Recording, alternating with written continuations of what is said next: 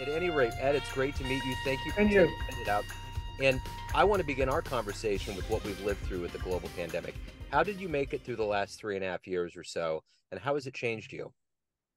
well, um, I would say that thankfully we have a very great professional team here. And because of that, we had already something of a playbook by virtue of being in New Jersey for inclement weather. We'll get the occasional hurricane, the occasional blizzard. So we had sort of a playbook for how do we manage the team when we have to be remote. And then when it became clear that there was going to be some form of a shutdown, um, we basically said to our team, all right, we're going to take our plan for when there's a blizzard or when there's a hurricane or when we can't get in, and we're just going to look at that extended every day. And that became our playbook. We had also have a client based in Kenya. So doing video conferencing was par for the course. So we were already familiar with that. Now, we happen to like GoToMeeting was our sort of our go-to in terms of the platform we used, and we've since obviously extended to whatever our clients or platform of choice might be. So we were able to segue, very rapidly. So I think when it was like the official shutdown day in New Jersey was maybe on a Friday, we were, up and running the following Monday. Wow. And by virtue of having a clientele that's virtually all business to business, they just kept rolling forward. Yeah. So we probably across those years grew by like 60%. Wow. Added staff. That was interesting. Hiring staff that you never, actually shook their hands in person for 2 years was interesting. But that's that became normal. And then I think what's come out of this is tools like webinars and video conferencing are now mainstream, commercially mainstream. So for our local clients, they'll like to get together in person, but they don't have to. And for those that are remote, well, no worries. This is sort of the tool set of the day. So, we have a lot to be thankful for. Again, I credit very much my team and their ability to be agile and nimble to making us transition so rapidly. So let's get to the heart and soul of what you do on a daily basis. I'm going to put you in front of a bunch of third graders. It's career day. And one of the kids looks up and says, "Hey, what do you do for a living?" How do you answer that child? So they've probably seen one of these. So Poland Spring, right? It's a water Yeah. bottle. Okay. So we don't market Poland Spring. We market what we call the brands behind the brands. So we would market the company that maybe made this cap Gotcha. or the wrap on a Poland Spring, or maybe manufactured the bottle or distributed the bottle. So we help companies sell to other companies. And usually they are in what's called the supply chain, providing products, services, or technologies to other companies versus business to consumer, where Poland Spring, is trying to win share of consumer marketplace, every day by pushing its water product. I So don't know, it's third grade, but maybe I was about fifth grade, but I was no. That makes sense. That totally makes sense. So I'm okay. curious, when you were in the third grade, what was your dream? What did you want to be when you grew up? When I was in the third grade, I think I wanted to be a dentist. Okay. And for a very simple reason, Joe, everybody else was saying policeman, fireman, doctor. And I said, well, nobody's saying dentist, so I'm going to do that. So my only basis on that is because nobody else was talking about it and I wanted to be different. That's awesome. So who's been a hero for you in your life? Well, there's been many people that I would call mentors, but as a second generation family business, I'd have to say my dad is up there. And he founded Delia Associates in 1964. Classic entrepreneurial style, started right out of a little side office adjacent to his bedroom, and Delia Associates was born. Before that, he initially wanted to be a career Navy guy, and he was he was on a demo crew. So they were the guys that get in the big, those big suits back in the day, the big giant, underwater suits, and either disarm bombs or blow them up, or set them. That's kind of what they did. And he had a really bad injury on a dive. He was in the hospital for many months, and it was clear that his diving days were over. So he was shortly after that honorably discharged, and came back home, and for a brief period of time worked actually for Avon Products, but not the Avon Lady or Avon Calling. He was actually working in the Plastics and Product Development Center, which used to be up in Suffern, New York, where they lived. And as a result, he had got a lot of exposure to companies that were tinkering with plastic packaging or plastics processing. And when he started Delia Associates, those were some of his first clients. And to this day, we still service packaging, plastics, and other related industries as a legacy of that. So I put him up there in hero status because, or anybody that would have the courage and the strength and the fortitude to forge their own way and start their own business. That is not an easy thing. Yeah. And he did it. And here we are today. So if you can meet anybody alive on the planet right now, who would it be? Gosh. Well, I am a big fan of comedy movies. And I would say it would have to be, somebody in that space, maybe, somebody that's more of a classic or iconic, like a Dave Letterman or Chevy Chase or Bill Murray or those of that genre.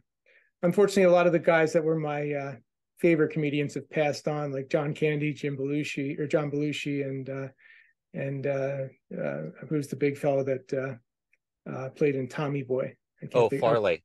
Chris Farley, yeah. Yeah. But I'm a big fan of. I like to laugh. I think we can take ourselves too seriously sometimes in the business world, so it's good to laugh a little. Absolutely, it is. So, what is your motivation every day that you wake up and you have a mission that you're trying to succeed in, and get what you want to get done? What is your motivation to do that? So our vision as a company is to be the growth center for B2B brands. And every day I wake up thinking about that vision and what we can do to better position ourselves and better deliver on our services to help B2B brands that we support and others that we have yet to support realize their goals and their dreams and their vision for growth and success. I often tell my team, we're a small company, we're 12 people. So 12 people can't change the world, but maybe we can help our clients do great things so that they may be empowered to change the world. And a lot of them are in very impactful ways, whether it be through sustainability efforts or through community outreach and goodwill, or through cultural best practices to create and build great teams within their organizations. So we get a lot of fulfillment out of that. So what has been one of your favorite success stories that you've been a part of professionally?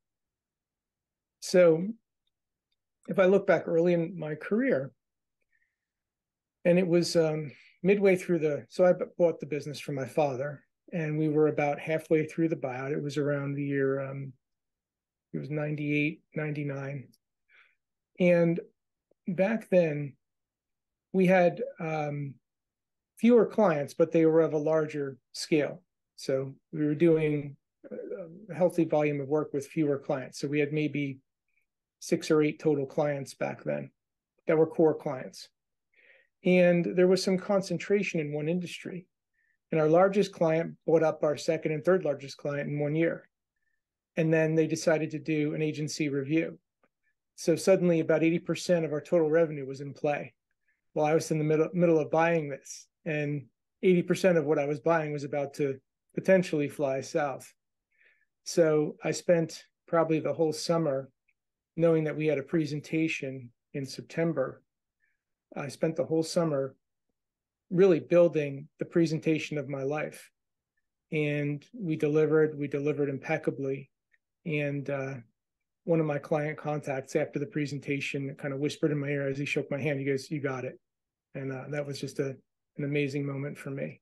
To work so hard and to win was a great feeling. So of all of the things that you've done so far, what are you the proudest of? What is it that stands out that you're the proudest of? Well, I would say there's probably two. One would be successfully navigating the transition from one generation to the next, because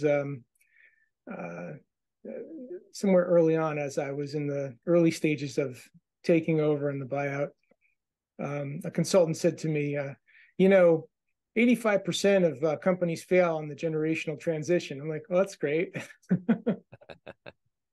Thanks for that statistic. I really appreciate that.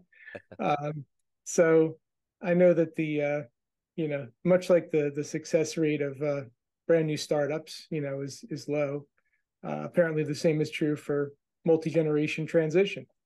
So being able to successfully navigate that, and now we're approaching next year is year 60 for Delia Associates.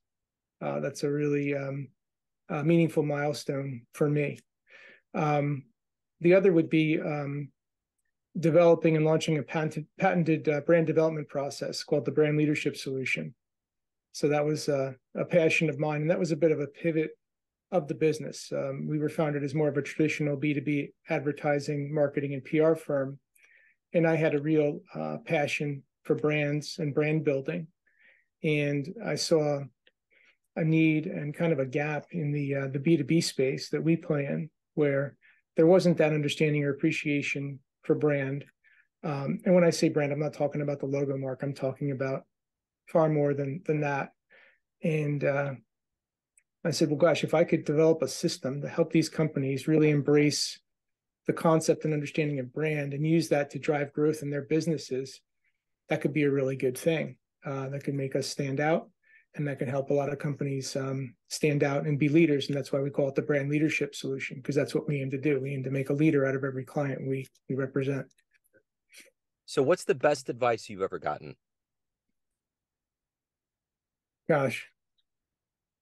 So there was a great mentor to me, and he wasn't even a consultant. He was an entrepreneur himself, but he took a liking to me and kind of took me under his wing.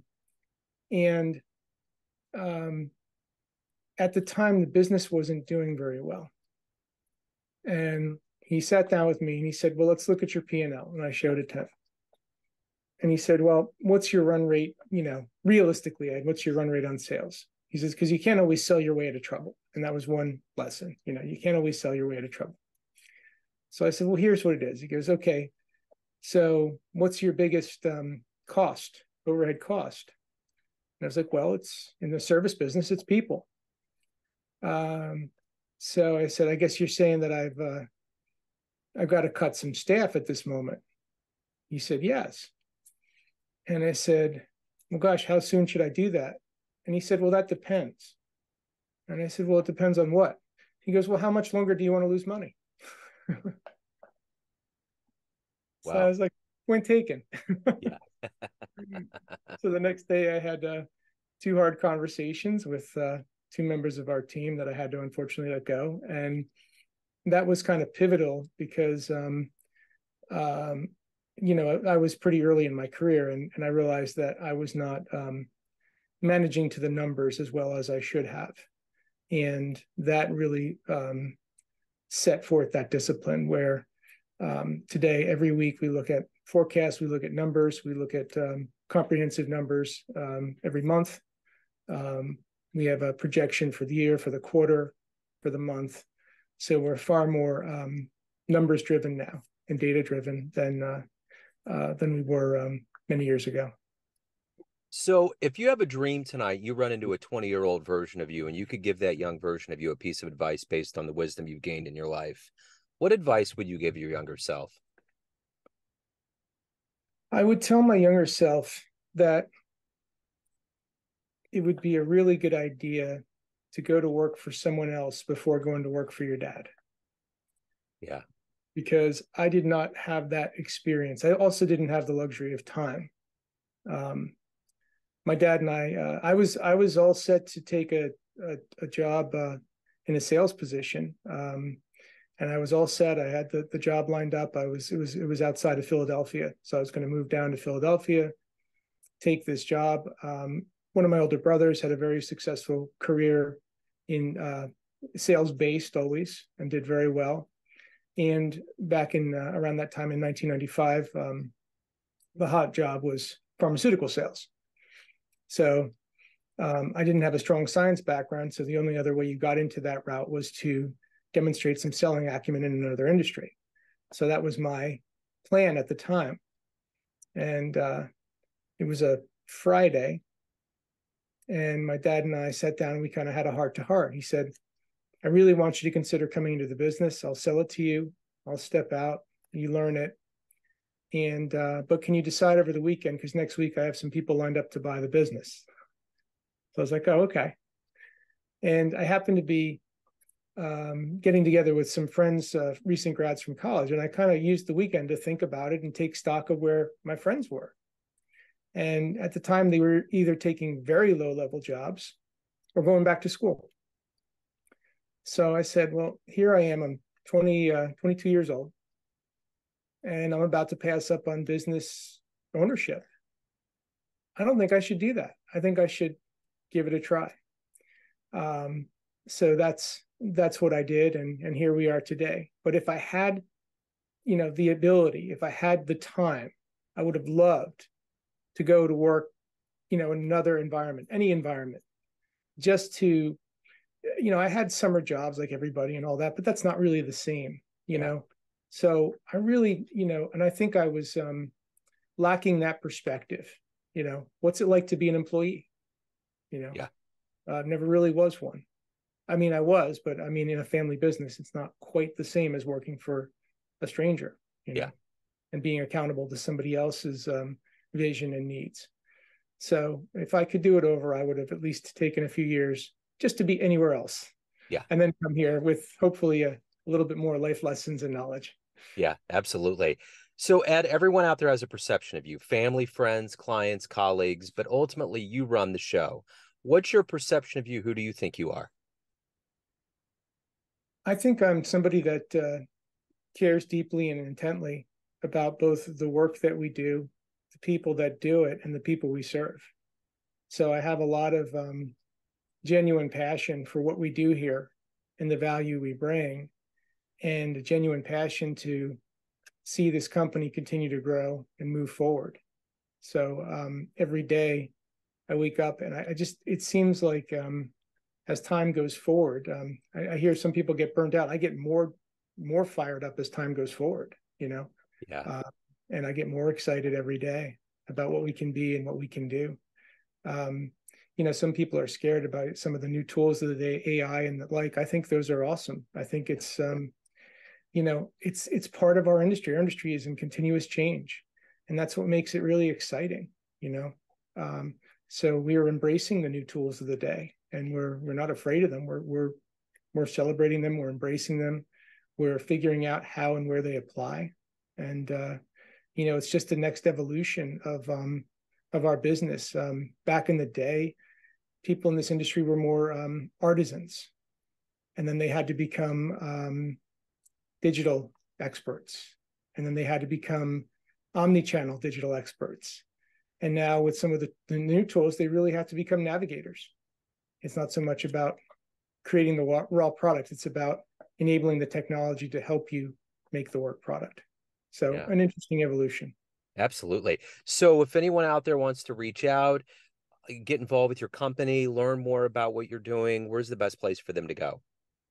So they can go to our website, which is delianet.com, or just look me up on LinkedIn or online at Delia. And I'm pretty findable these days, Joe. So.